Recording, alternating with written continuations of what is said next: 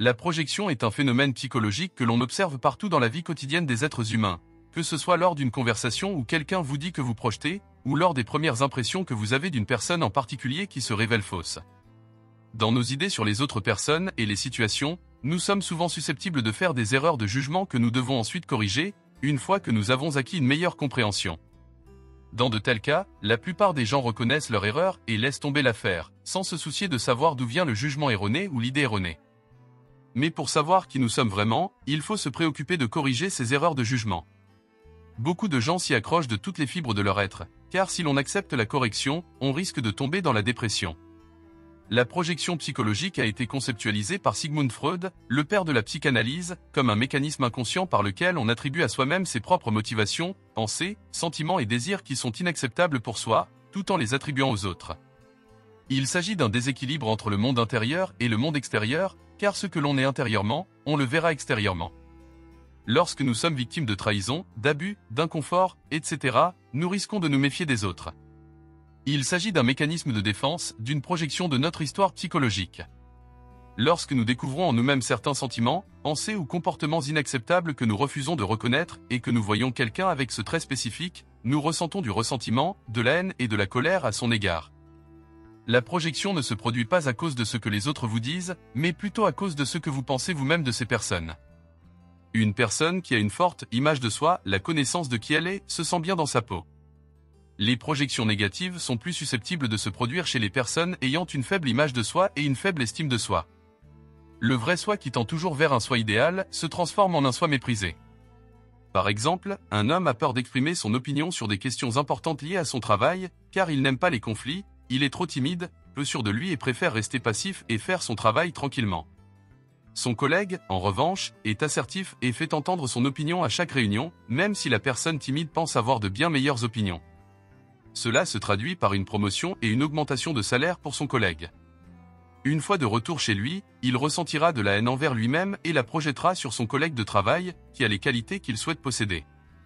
En pointant du doigt les autres, nous contribuons à réduire l'inconfort, l'anxiété ou les mauvais sentiments envers nous-mêmes, et évitons de prendre la responsabilité de mettre en œuvre ces bonnes qualités en nous-mêmes, car cela est trop douloureux, difficile ou inconfortable.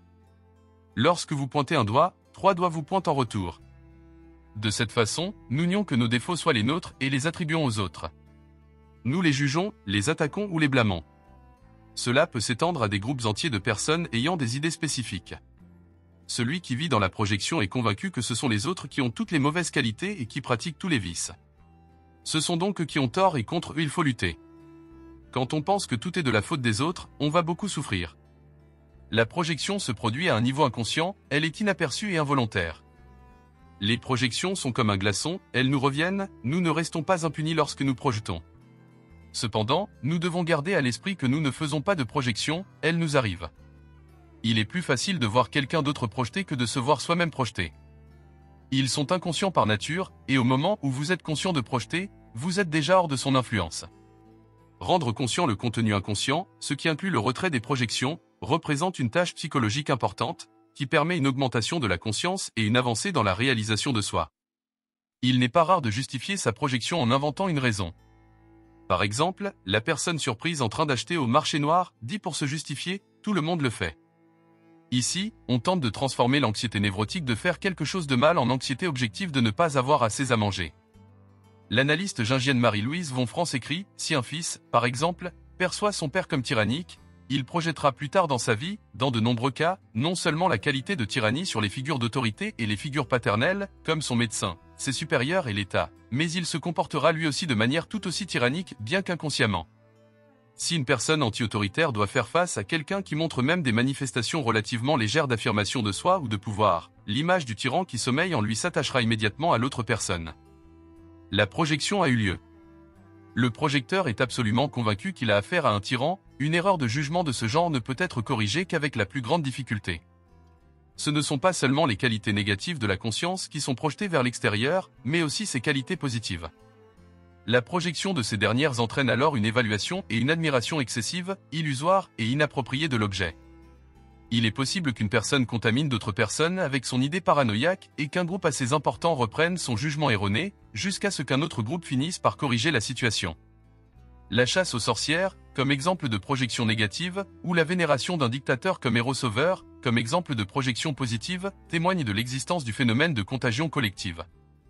Des groupes entiers peuvent se projeter collectivement, de sorte que leur erreur de jugement passe officiellement pour la description acceptable de la réalité. Freud pensait que les impressions vraies et fausses reçues par un enfant dans ses premières expériences de ses parents et de ses frères et sœurs jouent un rôle dans les projections ultérieures. Par exemple, un enfant qui a vécu son père ou sa mère sous une forme particulièrement négative a tendance à projeter la même image de son père ou de sa mère sur des hommes ou des femmes plus âgés qu'il rencontrera plus tard dans sa vie. Le complexe maternel est une composante active de la psyché de chacun, qui comprend la mère personnelle, le contact avec d'autres femmes et les suppositions collectives. Un complexe maternel négatif empêche de vivre une expérience impartiale des autres. Cette réaction négative perdure, s'accumule dans les profondeurs de la psyché et se projette sur les autres lorsque l'occasion se présente. Un autre phénomène important conceptualisé par Freud est le transfert, où une personne projette inconsciemment les sentiments qu'elle éprouve pour une autre personne sur une personne totalement différente. La différence avec la projection est que le transfert nécessite la présence de 3 personnes.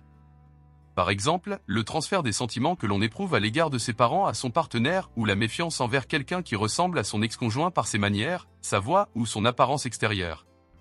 Il s'agit d'un phénomène typique en thérapie, dont l'analyste doit être conscient, de peur de s'engager dans un contre-transfert qui pourrait nuire à la relation entre l'analyste et l'analysant. Beaucoup souffrent du fait qu'ils ne prennent pas en considération les manifestations de l'inconscient chez les êtres humains. Carl Jung, le fondateur de la psychologie analytique, écrit « L'homme qui est inconscient de lui-même agit de manière aveugle, instinctive et est en outre trompé par toutes les illusions qui naissent lorsqu'il voit tout ce dont il n'est pas conscient en lui-même venir à sa rencontre de l'extérieur comme des projections sur son prochain. » Le même inconscient d'où émanent les projections s'efforce également, dans certaines phases du développement intérieur, de les corriger, par le rêve ou l'imagination active. Ainsi, en plus du jugement de bon sens de la collectivité, il existe un facteur interne à l'individu lui-même qui tend à corriger de temps à autre son image de la réalité. Ce que Freud appelle la façade du rêve et l'obscurité du rêve, et celle-ci n'est en réalité qu'une projection de notre propre manque de compréhension. Nous disons que le rêve a une fausse façade uniquement parce que nous ne parvenons pas à la voir. À moins que nous ne soyons dotés d'un degré inhabituel de conscience de soi, nous ne verrons jamais à travers nos projections, mais nous devrons toujours y succomber. Car l'esprit, dans son état naturel, présuppose l'existence de telles projections. Jung a développé plus avant l'idée de projection en termes de concepts d'ombre, d'anima et d'animus. L'ombre joue un rôle crucial dans la projection, tant personnelle que collective. J'ai déjà abordé ce concept plus en profondeur dans une autre vidéo. Lorsque nous réprimons les choses que nous méprisons en nous-mêmes et refusons de les reconnaître, elles restent enfouies dans la psyché et forment l'ombre, qui est essentiellement ce que l'on ne souhaite pas être. Nous nous projetons alors comme des marionnettes tirées par les ficelles de l'inconscient. Jung écrit « L'effet de la projection est d'isoler le sujet de son environnement, car au lieu d'une relation réelle avec lui, il n'y a plus qu'une relation illusoire. Les projections transforment le monde en une réplique de notre propre visage inconnu. En dernière analyse, elles conduisent donc à un état auto-érotique ou autistique dans lequel on rêve d'un monde dont la réalité reste à jamais inaccessible. Plus les projections s'interposent entre le sujet et l'environnement, plus le moi a du mal à voir à travers ces illusions. Un patient de 45 ans, qui souffrait d'une névrose compulsive depuis l'âge de 20 ans et s'était complètement coupé du monde, m'a dit un jour « Mais je ne pourrai jamais m'avouer que j'ai gâché les 25 meilleures années de ma vie. » Il est souvent tragique de voir avec quelle évidence un homme gâche sa propre vie et celle des autres, tout en restant totalement incapable de voir à quel point toute la tragédie vient de lui-même et comment il l'alimente et l'entretient sans cesse. Non pas consciemment, bien sûr, car il se lamente et maudit consciemment contre un monde sans foi qui s'éloigne de plus en plus. C'est plutôt un facteur inconscient qui tisse les illusions qui voilent son monde.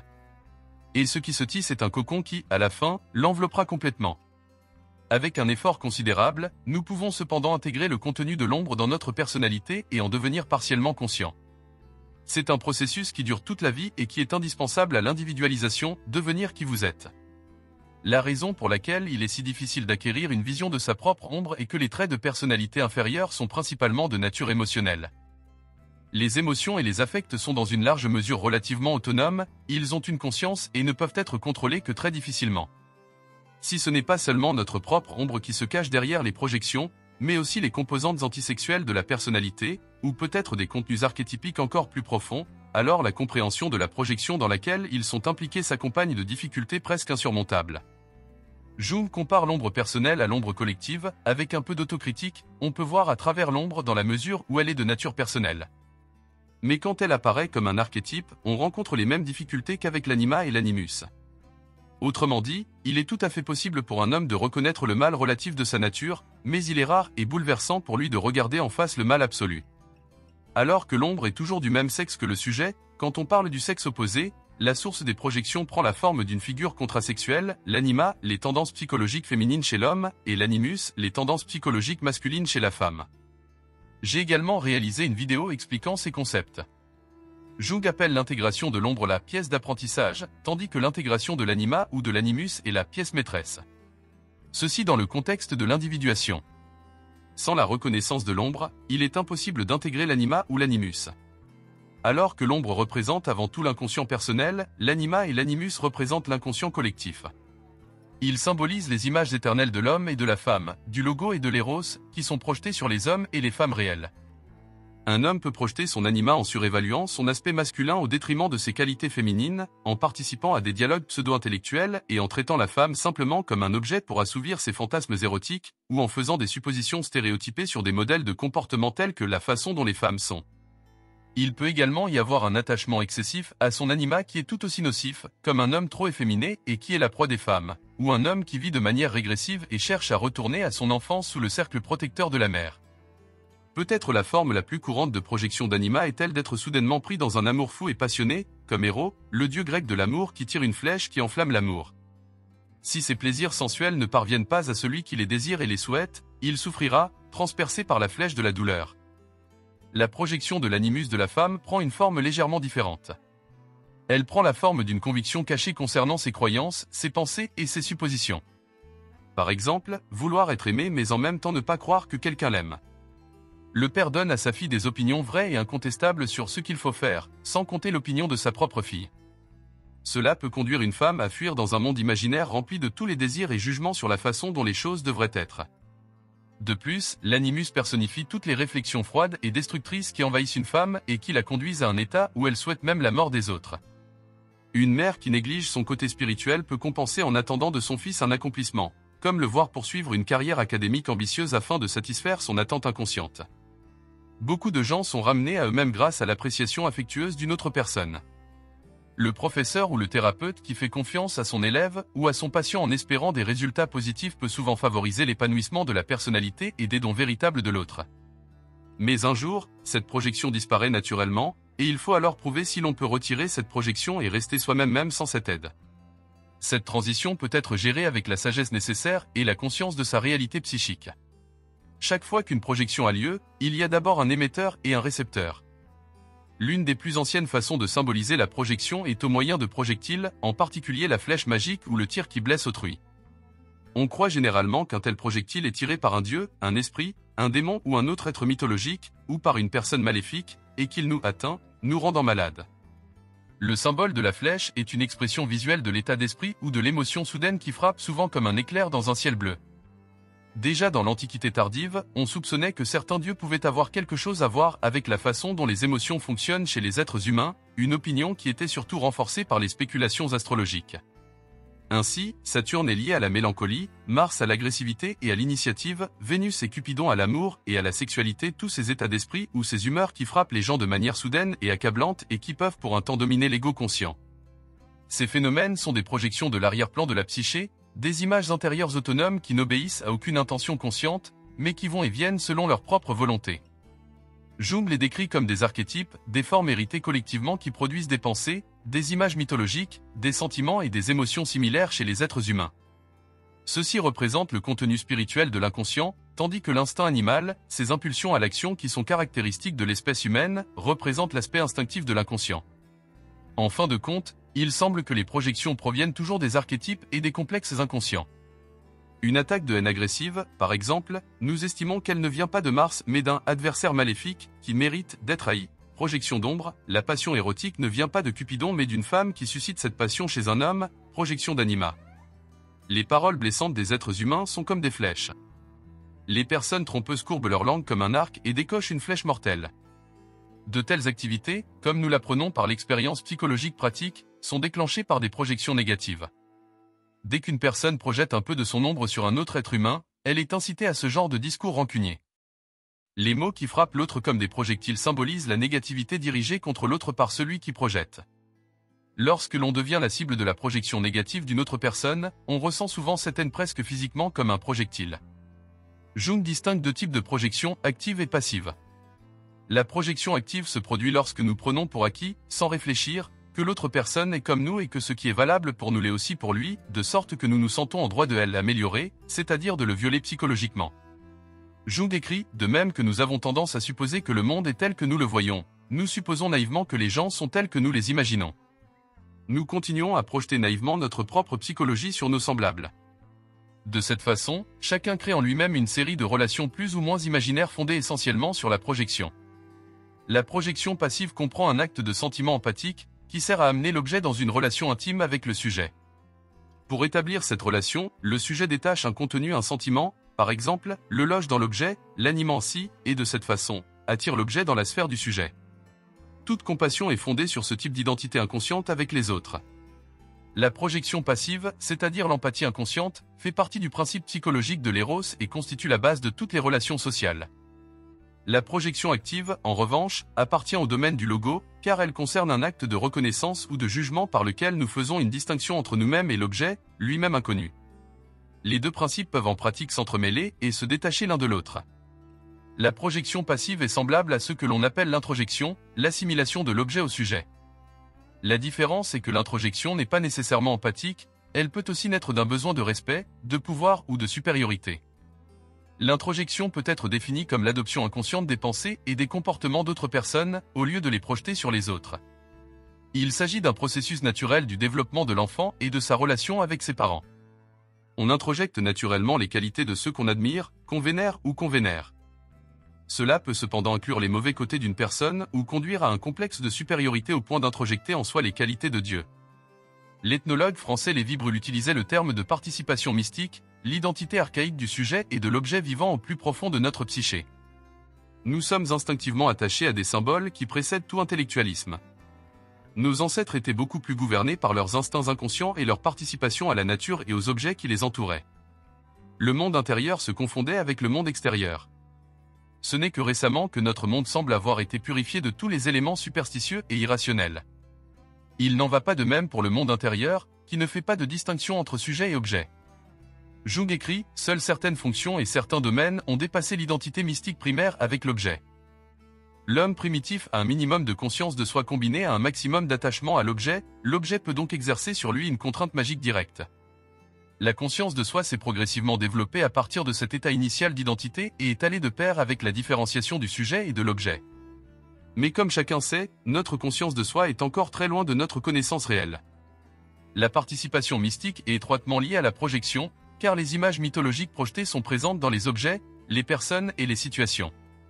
Les formes pensées, les gestes universellement compréhensibles et de nombreuses attitudes suivent un modèle qui a été établi bien avant que l'homme ne développe une conscience réflexive. Il est concevable que les origines de la capacité de réflexion de l'homme proviennent des conséquences douloureuses de violents conflits émotionnels. Par exemple, un homme des bois qui, dans un moment de colère et de déception pour n'avoir pas réussi à attraper de poisson, étrangle son fils unique bien-aimé, et est ensuite pris d'un immense regret en tenant le petit cadavre dans ses bras.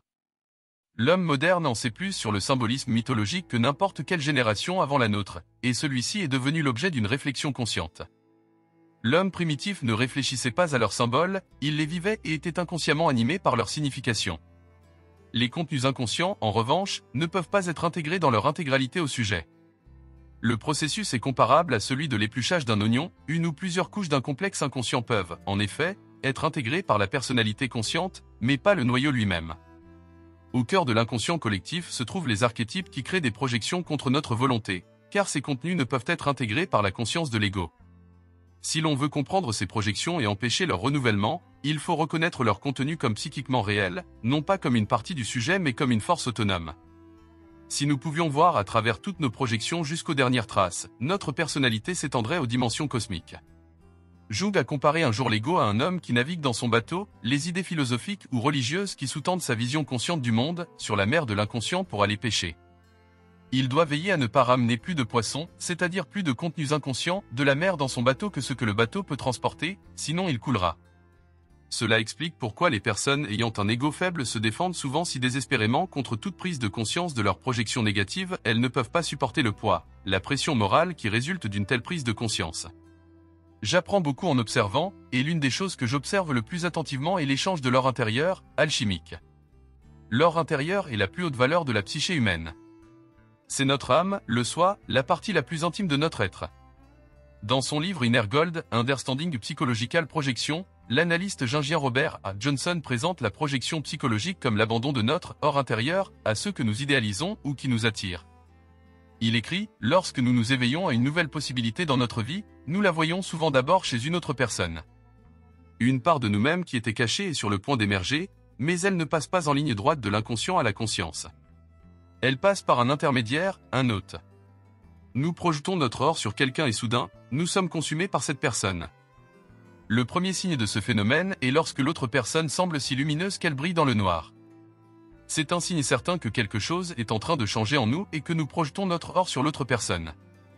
En observant les choses que nous attribuons à l'autre personne, nous voyons notre propre profondeur et notre propre sens. Notre or va d'abord de nous à eux, et il finira par revenir vers nous. Projeter notre or intérieur nous offre la meilleure chance de progresser en conscience. Et nous devons apprendre la tâche ardue de reprendre cet or au fur et à mesure que nous avançons dans le voyage de la vie. Le travail des alchimistes consistait à transmuter les métaux de base en or. Certains charlatans ne s'intéressaient qu'à la possession matérielle. Cependant, pour les vrais alchimistes, l'or est la métaphore de la tâche spirituelle et psychologique de la transformation intérieure. Lorsque nous nous rendons compte que nous avons confié notre or spirituel à quelqu'un pour qu'il le garde pour nous, nous pouvons réagir de plusieurs manières. Nous pouvons aller vers cette personne et lui dire « Le sens de ma vie est soudain apparu dans l'éclat de tes yeux. Puis-je t'en parler ?» C'est une autre façon de dire « Je t'ai donné mon or intérieur. Veux-tu le porter pour moi pendant un moment ?» Nous nous accrochons à ceux qui sont les dépositaires de notre or et ne le laissons pas s'en défaire. Si cette personne vous quitte et que vous ne pouvez pas vivre correctement seul, cela signifie probablement qu'elle a pris votre or. L'échange d'or est un processus mystérieux. C'est notre or, mais il est trop lourd pour nous, nous avons donc besoin de quelqu'un d'autre pour le porter pendant un certain temps. Cette personne devient synonyme de sens. Un sourire peut nous élever vers des hauteurs célestes, un froncement de sourcils nous précipitera vers des profondeurs infernales, tant le pouvoir du sens est grand. L'une des raisons pour lesquelles nous hésitons à porter notre propre or est qu'il est dangereusement proche de Dieu. Notre or a des caractéristiques divines et il est difficile d'en supporter le poids. C'est la signification originelle des termes parrain et marraine. Cette personne est le porteur de qualités divines pour vous, quelqu'un qui porte la partie subtile de votre vie, un parent d'une manière intérieure, divine. Robert raconte l'histoire d'un de ses patients qui le complimentait à chaque fois qu'il se voyait. Robert lui disait « Toutes ces qualités sont tes valeurs. Tu dois me les faire avaler pendant un certain temps, mais tu finiras par les reprendre. » Il disait à Robert combien il était précieux pour lui, combien il avait de la chance de l'avoir comme thérapeute. Il parlait de son or intérieur et cherchait désespérément quelqu'un pour le lui retirer, car il était trop lourd pour lui. Cela a duré presque 5 ans. Robert écrit, puis, un jour, il m'a dit « Je veux récupérer mon or. » J'avais remarqué qu'il commençait à s'agiter, alors j'ai accepté. « Les choses changent, lui ai-je dit. Faisons une cérémonie pour remettre l'or dans ta poche. » J'ai fait apparaître un petit morceau d'or, de la taille d'un petit pois, et quelques jours plus tard, nous avons eu la cérémonie. Il tenait le noyau d'or en tremblant, soudain plus conscient de ce qu'il faisait. Il me l'a alors mis entre les mains et m'a dit, anxieux, « Et si tu ne me le rendais pas ?» J'ai répondu, « C'est ton or, et il n'appartient qu'à ta poche. Je suis honoré que tu m'aies permis de le garder pour toi pendant toutes ces années. Mais c'est à toi, et il faut que tu le rendes. » Le lendemain, il avait de nouveau son or sur moi. Il n'a pas pu le retenir et a voulu que je le reprenne. L'échange d'or n'est pas entièrement une affaire volontaire. Il faut parfois faire quelques allers-retours. Nous avons échangé l'or plusieurs fois jusqu'au jour où il a pu le supporter. Depuis, je n'ai plus entendu parler de sa volonté de le récupérer. Lorsque l'échange d'or se déroule bien, nous mûrissons et devenons finalement assez forts pour demander à ce qu'on nous rende notre or. Porteur l'or de quelqu'un est un art délicat et une grande responsabilité. Si vous recevez l'or de quelqu'un, conservez-le avec soin et soyez prêt à le rendre dans un délai d'une microseconde. Malheureusement, il y a des gens qui collectionnent leur intérieur et refusent de le rendre. C'est une sorte de meurtre. Ce n'est qu'après avoir récupéré votre or que vous pourrez voir l'or de l'autre personne. Lorsque le moment sera venu, lorsque vous serez prêt à en supporter le poids, vous devrez récupérer votre or. Si cela a un impact, cela signifie qu'il y a une guerre en moi. Tu l'as déclenché, mais ce que tu as déclenché ne regarde que moi. Tout ce qui peut brûler chez une personne doit brûler.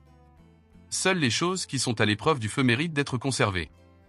Si vous pouvez blesser mes sentiments, il vaut mieux qu'ils soient blessés, car c'est une erreur de ma part.